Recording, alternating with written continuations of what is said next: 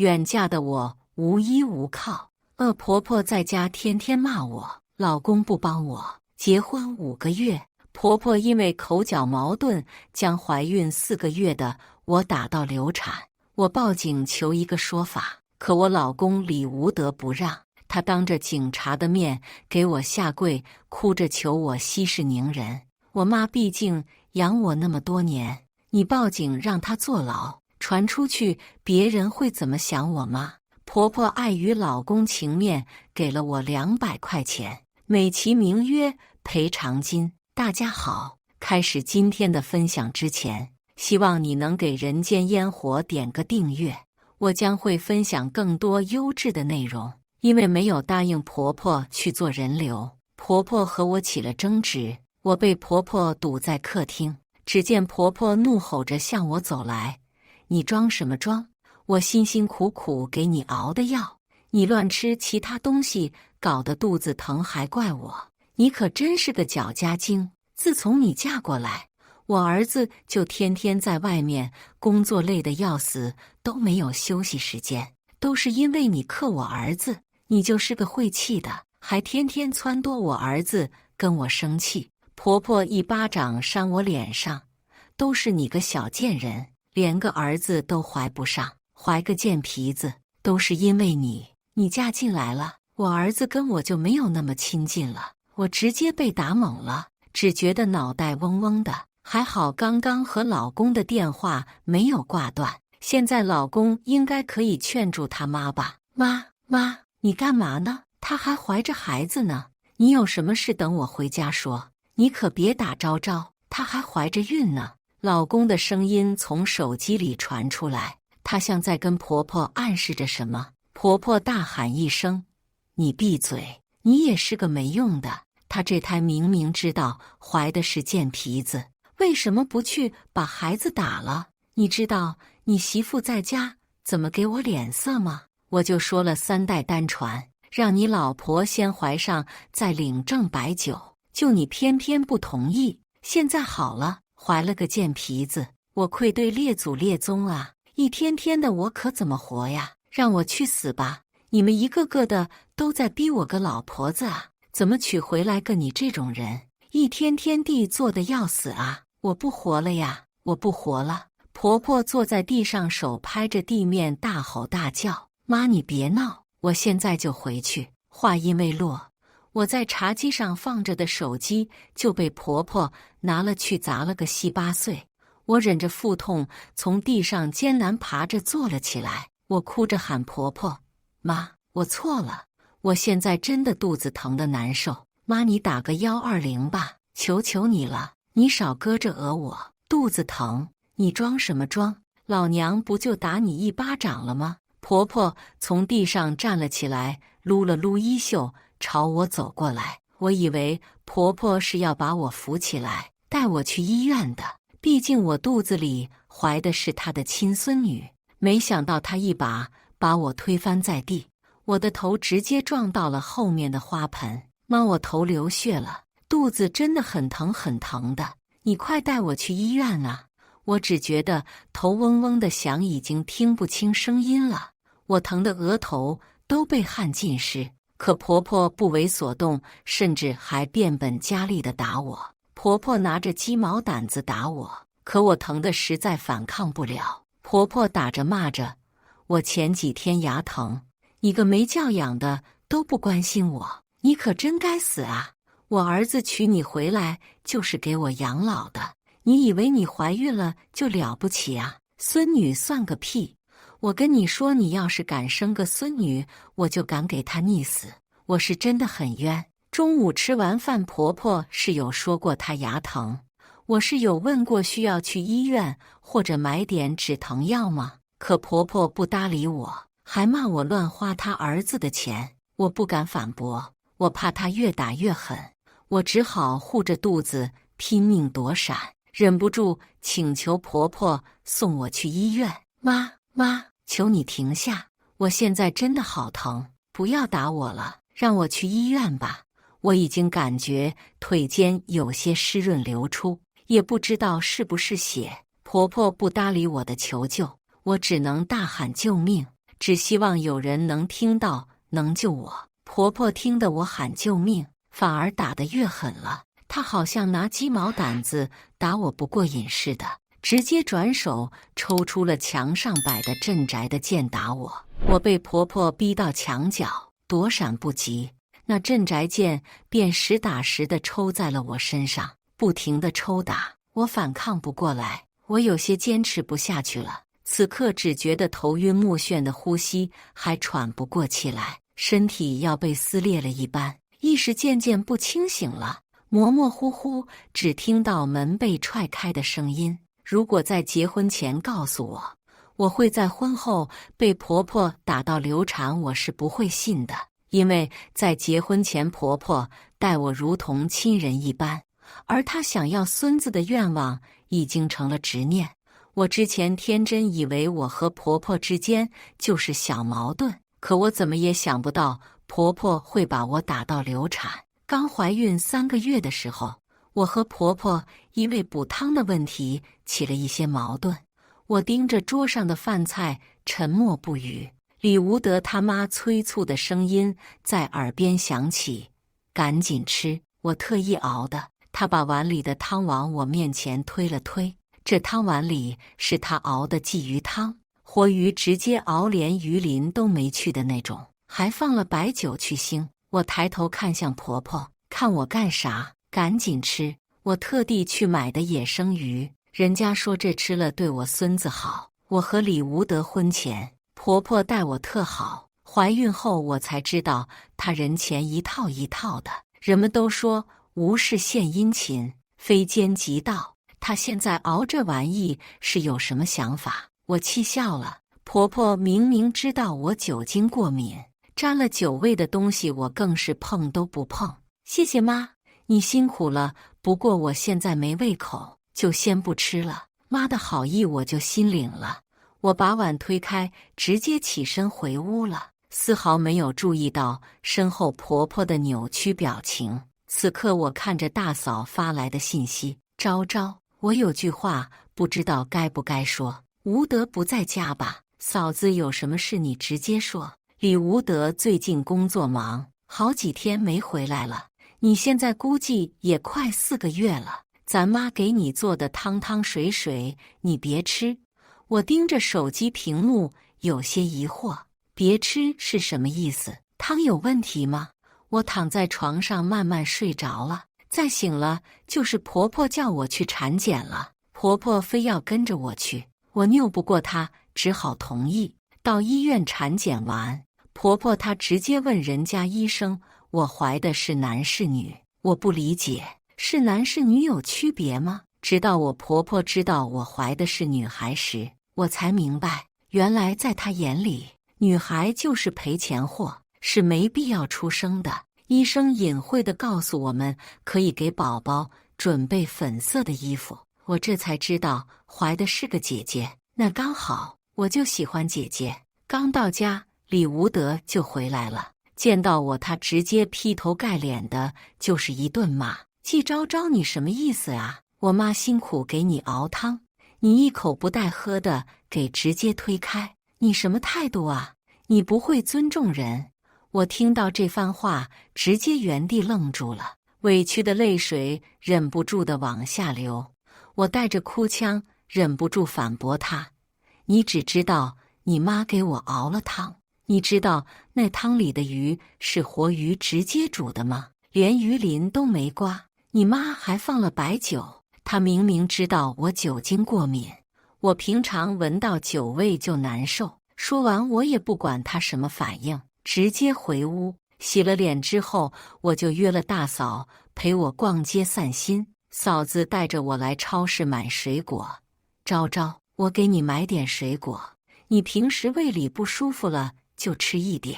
我看着正在挑选水果的嫂子，嫂子，你之前给我发的信息是什么意思呀？我没太明白。嫂子看着我笑了笑，脸色就沉了下来。她看向我的表情有些欲言又止。昭昭，你看我有2个孩子，老大是女儿，老二是儿子，你觉得真的有这样巧的事情吗？2胎一怀就一定是儿子吗？嫂子，这中间是出什么问题了吗？我看着嫂子，她眼角流出泪水。老二其实是老三，她刚生下来，她还那么小，就是那个贱老太婆，她把我的囡囡扔了。扔了吗？那么冷的天，囡囡一个人在垃圾桶旁，找回来的时候，囡囡已经没气了。嫂子声音颤抖，她眼角的泪流了下来，也毫无感觉。我上前给嫂子擦了泪，哭着说：“那他这行为是遗弃呀，是要判刑的。”嫂子，那你和我哥，你们报警了吗？你不懂，无德不让。他给我和你大哥下跪说他妈老了，说报警的话影响不好。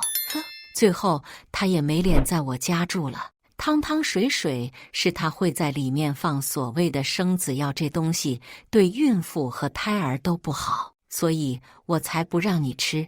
我一脸生气。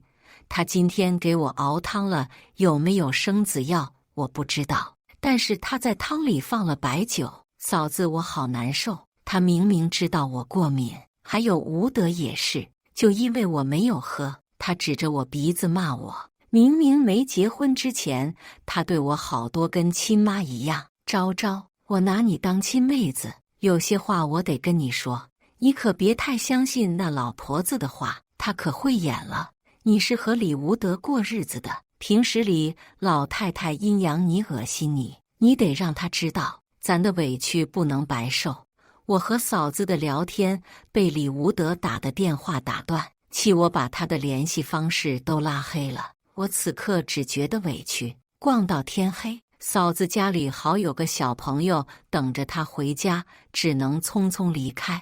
我一个人无处可去，只好回去。到家门口，我听到门内隐隐约约传来婆婆的声音：“儿子，你担心什么？她一个远嫁的，在这边又没有朋友，能跑到哪里去？估计一会儿就灰溜溜的滚回来了。妈，你别说了，烦不烦啊？”这声音是我老公的，我不想听下去了，直接开了门。婆婆他们听到门响的声音，就停止了交谈。婆婆从客厅走过来，一脸震惊的阴阳怪气我：“昭昭，你回来了，我以为你丢了呢。”我去睡了。我躺在床上，用被子蒙着头，眼角的泪不由自主地滑落下来，慢慢把枕头浸湿。我就是远嫁，就跟婆婆说的一样，我在这个城市里没有亲人，吵架了我只能在楼下转一转，因为我无处可去。当时结婚前，李无德对我特别好，他当时在我的城市工作，对我百般体贴。我感冒发烧，给他发个信息，他不到1个小时就会带着药出现在我家楼下。我还记得我第一次见他妈妈时，他妈拉着我的手说他一直想要一个闺女，说我俩结婚了，他肯定拿我当亲生闺女对待。这结婚才多久，怎么都不一样了呢？第2天，李无德又走了。他平时工作忙，经常几个星期不回家，就我和婆婆在家。这天，婆婆一大早就来卧室把我叫醒。我一看手机才5点，妈，现在才7点，你喊我干嘛？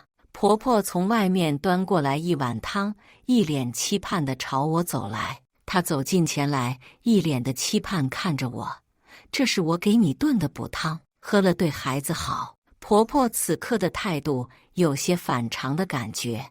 我慢慢从床上坐起，看着婆婆递过来的补汤，我一脸抗拒看着婆婆：“妈，我有点反胃，真的不想喝的。”婆婆皱了皱眉说道：“我不熬汤，你跟我儿子说我虐待你，不管你。我今天4点就起床给你熬的汤，你一口也不喝。你就是这么尊重婆婆的？你爸妈就是这么教你的？那我可得和亲家好好说道了。”我喝，我的眼泪不知道什么时候流了下来。婆婆盯着我，一口气喝完了1碗汤，才转身离开。就在婆婆转身的时候，我闻到了一股腥臭味，就像死了7天的老鼠和鱼一样。我实在忍不住，只能等婆婆出去的时候反锁卧室门，跑到洗手间里大吐一场。这个汤的味道一言难尽，又苦又腥，也不知道她放了什么。要不是因为远嫁，不想让我家人担心，我才不喝这汤。中午我做好饭去叫婆婆吃饭，可婆婆说我现在牙疼不舒服，怎么吃啊？没眼色的东西。果然有娘生没娘养的，就是没教养。呼，我深呼一口气，可能是婆婆牙疼才说话难听的，并不是故意的提我妈妈的。我妈妈在我很小的时候就离开了，只留下我爸一个人照顾我。我努力压下心中的怒火，换谁好端端的被人骂，谁都会生气。那妈，我带你去医院看看，或者你看我去给你买点药也行。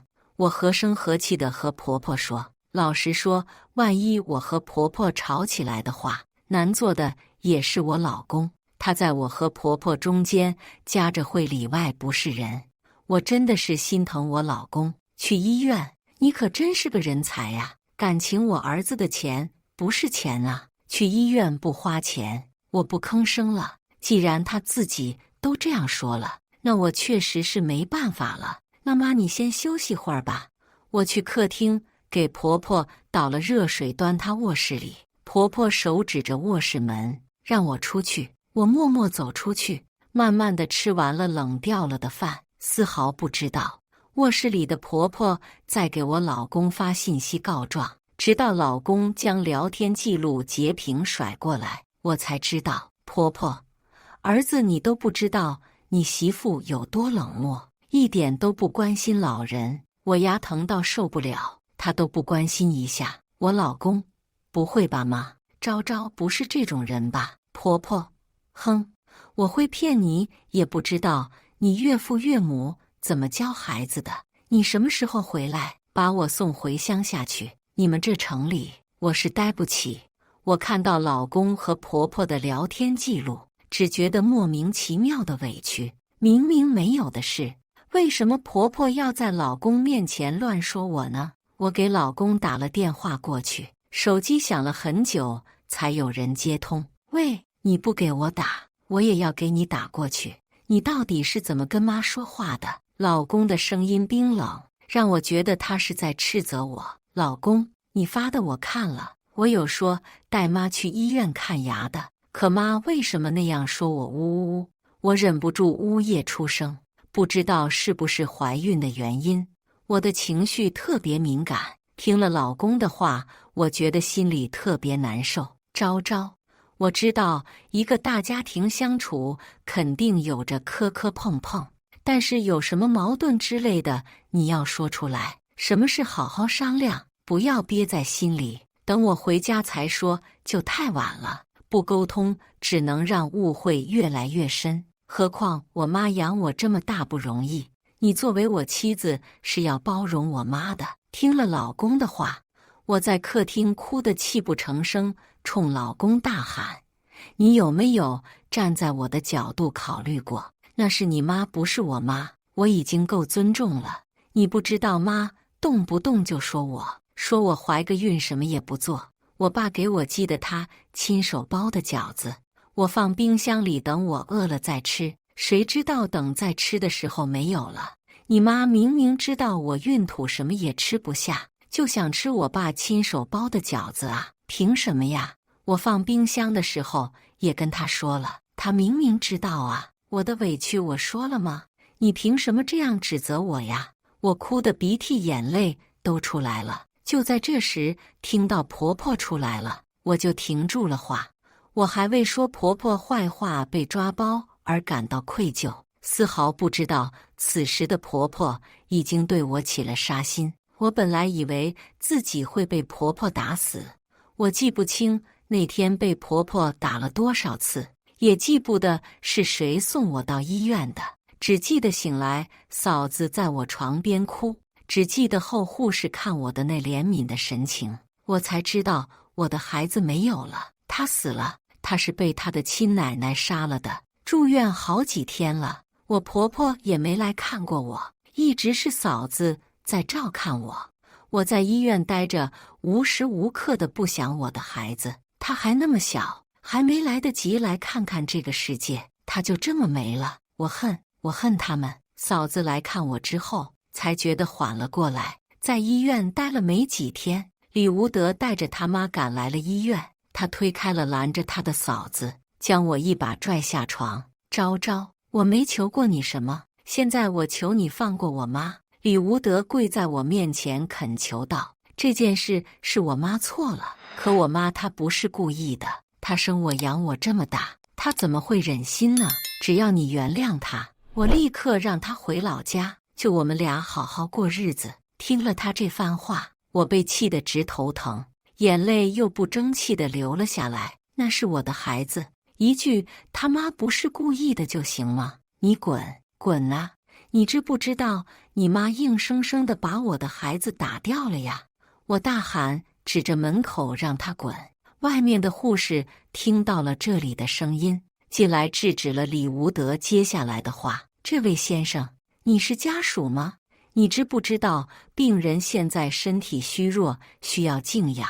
你来医院闹什么？护士小姐姐冷着脸看李无德，我是她老公。李无德狠狠地盯着护士。这时，隔壁屋的病人家属出来说话了：我来说句公道话呀，小伙子，你要是这姑娘老公的话，这姑娘住院1星期了，怎么不见你来照顾？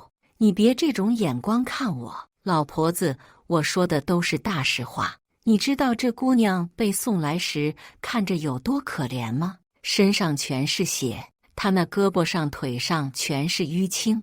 你们家人就这么狠啊？有什么话不能好好说，非得这样对她？人家姑娘跟你结婚，不是让你们这样对人家的，你们这就是家暴，家暴犯法的，知道吧？还有你们给这姑娘偷偷喝什么生子药？现在都什么年代了，还搞重男轻女这一套？我看呢，你们就是故意把这姑娘打流产的。人家古代人是裹小脚，我看你们就是裹小脑。李无德被大姨说得羞愧难当，夺门而逃。大姨说破，我才知道，原来婆婆熬的也不知道什么对孩子好的药汤，而是所谓的生子秘药。没想到婆婆真的是嫂子口中的那种人。我想我做好打算了，准备报警。我爸爸看着我身体检查报告哭了起来：楠楠，你命苦啊！报告上说我被打的脑震荡，右手手骨骨折，被打的身体很痛，但这些痛对我来说远没有失去孩子让我疼痛。我愿意放弃一切，只求孩子不要消失。在医院养了1星期就出院的我，带着检查报告去派出所报案。在一旁记笔录的警员小姐姐听到了是婆婆将我打流产的，觉得不可置信。我找出了那天客厅的监控录像，让警察看了。视频播放完毕，他们都愣住了。在一旁的那个年长的警察最先反应过来，他问我要了李无德的电话，并通知他到派出所来了解情况。看我可怜的小姐姐，给我倒了热水，让我坐在一旁等候。谁知道李无德来了之后，带着他妈当着所有人的给我下跪。他哭着求我息事宁人。昭昭，我妈她老了，她是做错了，可是婆媳相处怎么会没有矛盾？平常相处你多让让她就是了。你现在报警，你让她怎么活呀？昭昭，昭昭啊，是妈错了，你原谅妈吧。婆婆也跟着跪在地上哭着求我，看着好不可怜。李无德这举动将大厅里的人都震惊到了，不知道是不是大家都没见过这么死不要脸的人，都在偷偷打量我们。他们这举动将我镇住了，我不知道该怎么是好。他们这行为分明是在道德绑架我。警察将李无德和他妈妈劝了起来，公共场合跪什么呢？我们去调解室说。警察将我们带到调解室后，便借口接热水就出去了，独留我和李无德他们在这里。昭昭，你看，你别报警，我妈年龄都这么大了，报警的话，你让她怎么活呢？你有什么要求都可以提出来，我会尽力满足你的。李无德目光恳切地盯着我，我听到这番话，只觉得讽刺。什么叫他妈年纪大了？年纪大了我就必须原谅吗？真是好一个母子情深。要求？我没有要求，我要你妈受到该有的惩罚，我要和你离婚。我语气冰冷，我现在连看他们一眼都觉得恶心。警察也进来了，在一旁劝和。他们既然有心求原谅，你该提要求就提要求呗。你们都是一家人，以后还要一起生活的。现在闹这么僵，实属不好看。离婚？你可真敢想！你既然嫁到我家，生是我家人，死是我家鬼，你敢离婚？信不信我给你腿打折？李无德他妈听到这话，就恶狠狠地盯着我，那目光让我觉得背后一凉。既然你都这么说了，那我们没有什么好谈的了。我冷着脸看他们。昭昭，我真的很伤心，我也很难过呀。自己的孩子没有了，可是我妈年纪也大了，我实在是接受不了我妈再出事啊。昭昭，对呀，你看老太太年龄也大了，她也不是故意的，你们都是一家人，原谅她吧。你们商量看看，该补偿就补偿。昭昭，你看，就让我妈赔你钱怎么样？你觉得2000可以不？毕竟我妈她年纪大了，不会挣钱。事后让我妈自己回老家，咱俩自己住。婆婆听到李无德提起赔偿金，还有些震惊。什么2000？她自己没照顾好孩子，现在留了还怪我赔2000？婆婆抬起手，重重地往桌子上一拍。我跟你说，季昭昭，要钱没有，要命一条。婆婆斜着眼看我，表情里还透露出一丝不屑。不过嘛，我看你确实可怜，给你这钱，以后和我儿子好好过日子，别天天搁那作妖。婆婆从随身携带的包包里拿出了200块钱，大力地甩在我脸上。那200块钱轻飘飘地从空中落下。原来这就是所谓的赔偿金啊！这200块钱在婆婆心里就能买了我女儿的命，就能抵了我受到的伤害呀！在我小学的时候，我妈妈就离开了。从小没有感受过母爱的我，遇到我婆婆的时候，我是真的拿她当妈妈看待的。现在回想，结婚前婆婆对我的好，我只觉得是黄粱梦一场。其实婆婆以前对我不这样的。还记得我和李无德刚确认关系的时候，婆婆对我就跟妈妈对女儿一样好。天冷，婆婆会给我邮寄她给我买的羽绒服大衣；天热，她会带我去买裙子。婆婆一个乡下妇女，平常生活省吃俭用的，但是她却舍得给我买1-2千的羽绒服，舍得买小1000的裙子。会因为我的一句想吃水果了，在冬天跑大半座城超市去给我买大几百的水果。因为知道我喜欢吃蜜薯，他就特意到乡下给我种蜜薯。为什么现在这一切都变了呢？还记得刚见到婆婆时，她拉过我的手，轻抚着说：“昭昭，阿姨一见你就喜欢，阿姨就想要个女儿，以后阿姨就拿你当女儿了。”婆婆摘下了手上的镯子，戴到我手上。这是我妈妈，也就是我外婆留下来的传女不传男的老物件。阿姨把你当女儿，这镯子阿姨就送给你了。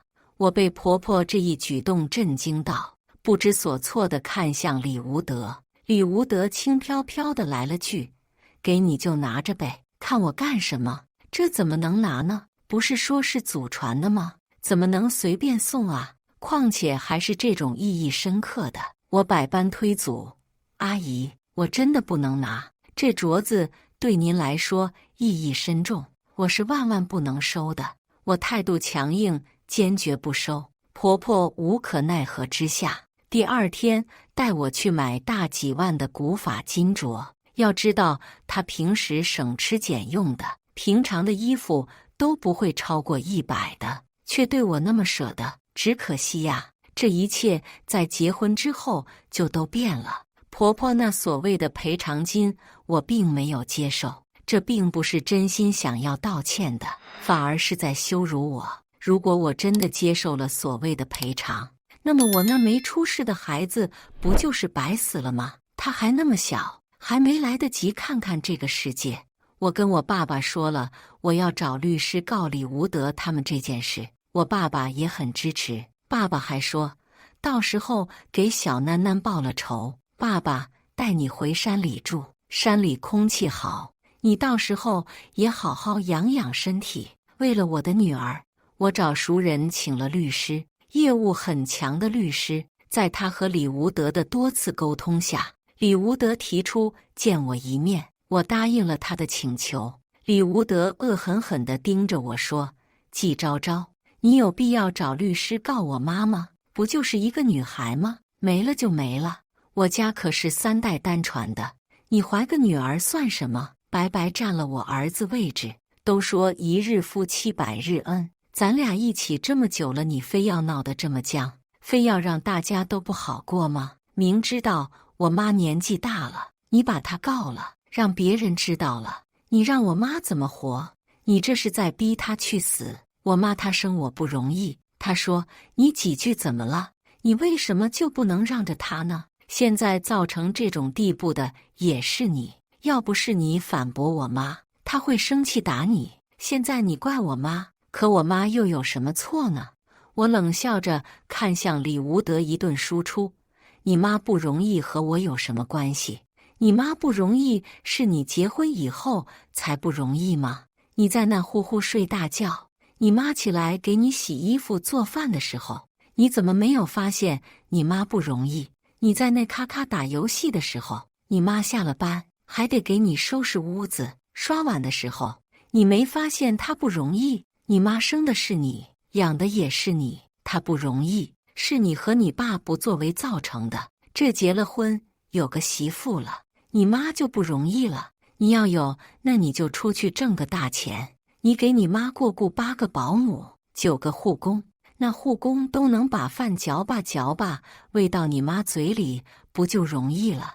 你在那里道德绑架谁呢？竟他妈在那假装孝顺，就你妈不容易，我妈容易。我从小是吃泥巴长大的，我也没妈管我，我从小是自己长大的，别一天天的你妈不容易，你妈不容易，我告你冤有头债有主，你妈不义你弥补，实在不行请你保姆，别死了还把遗憾带下土。李无德被我这一番话气得脸色发红，你信不信老子现在就回去，老子不离婚，老子就跟你耗着，我就不信了。哈哈哈哈哈哈哈！李无德呀，怎么你是被我戳到痛处了，恼羞成怒了？我看向李无德大笑，你妈差点把我打死视频我可是保存着的，你信不信我反手发网上，让你和你妈都火一把？反正我不嫌丢人，你要知道我说到做到，你个贱人！当然你要是配合我离婚，我厉害就去撤诉，视频什么的我也立刻删除，你没骗我。李无德听到后有些激动，我就知道他是害怕我把视频发到网上，一旦发出去，他的工作就毁了，他和他妈下半辈子就会遭人唾弃。毕竟谁能对一个对孕妇大打出手的人好言相劝呢？只要你跟我去民政局申请离婚，离婚证一到手我立马撤诉，你不用害怕我骗你。如果害怕，我们也可以找律师签协议。我看着李无德同意，直到此刻我的心才慢慢静了下来。那房子呢？李无德看向我，他眼里充满了戒备。房子是咱俩共同付的首付，装修也是我出的，不过房子我就不要了，你给我10万就行。车我也不要了，我准备等事情结束了就回老家，我不想待在这个充满伤心的地方了。我和李无德约好了周一去民政局申请离婚。周一那天天气晴朗，微风徐徐，我拿到离婚证的那一刻，只觉得获得了新生。但是我没想到李无德他母亲竟然来了。钱婆婆看着我手里的离婚证，你个小贱人，小娼妇，谁允许你的？你竟然跟我儿子离婚！你个有娘生没娘养的贱货！说着，婆婆就脱下了脚上的鞋子朝我扔来。可惜她准头不好，没砸到。见人骂谁？我冷看着婆婆，我真的恨她。她明明知道我没有妈妈，骂你呢？钱婆婆不假思索就脱口而出。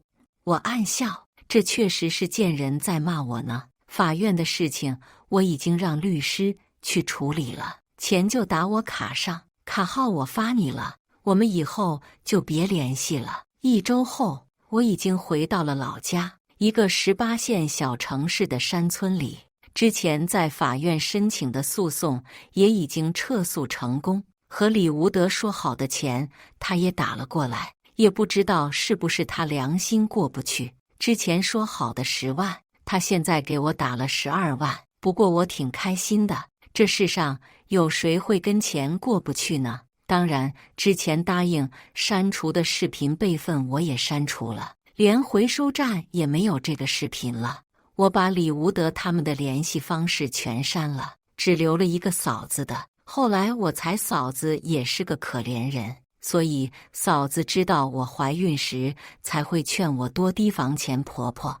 我一直以为大哥是李无德他妈亲生的，直到离婚后嫂子跟我说了，我才明白，原来钱婆婆之前生不出儿子来，李无德他奶奶就整天埋怨折磨他。后来他阴差阳错下遇到了大哥，那是在冬天，天寒地冻的，大哥就在村子外的树林里，刚好被路过的钱婆婆捡了去，养了10年。就在大哥10的时候，李无德出生了。出生前，因为家里就大哥一个儿子，钱婆婆对大哥挺好。可是李无德出生后，他们对大哥的态度就愈发恶劣。钱婆婆一直以给李家生了孙子自以为傲，大闹着把大哥的户口迁出去，说大哥占了李无德的位置。因为大哥当时年少天真，不想让妈妈伤心难过，就也同意把自己的户口迁走。他14、15岁的时候，钱婆婆就不让他读书了，就让他一直在家照看李无德。李无德也知道这不是他亲哥哥，家里人也不喜欢他，就对大哥百般打骂。大哥结婚后，婆婆还以李无德在上班，而自己一个人住孤独为由，提出去大哥家照看新媳。婆婆看到她的养子都结婚了，而自己的宝贝儿子还没有结婚，心里有气，就在大哥出去打工的时候，把早上5点熟睡的嫂子叫醒，问他吃什么早饭。因为嫂子是新媳妇，也摸不开面子，就这样搓磨了嫂子半年。后来大哥回家工作，这种情况才没有。现在嫂子就庆幸我离开了李家，逃脱了苦海。她说她之前不敢告诉我这些事，当时我和李无德蜜里调油的，她害怕说这些我会心里不舒服。要是早点告诉我，我就不会受到那么多伤害了。嫂子现在非常自责，我完全理解嫂子的做法，也没有怪她。毕竟我之前是真的恋爱脑，现在这么清醒，完全是钱婆婆对我的那通打，打断了我对她儿子的爱。是李无德那些我妈不生我容易，你要让她的话，彻底敲醒了我。所幸现在我已经逃离出来了。我拿出这笔钱，把家里的房子翻修了一次，做成了民宿。家边这座山因为风景优美，现在已经开发成了景区。因为空气好，风景好，很多人慕名而来。我家地理位置好，房屋后山便是瀑布，瀑布溅起的水雾约有5、6丈高，雾腾腾的水带着潮湿的清新，飘过对面的山峰，好看极了。正是因为这个瀑布，我家民宿上门居住的客人纷至沓来。我每天忙碌于民宿，专注于挣钱，并没有过多去关注其他的事情。当再听到李无德的事情，就是2年后了。嫂子告诉我说，李无德又结婚了。他结婚不到1年，就和媳妇生了个双胞胎儿子。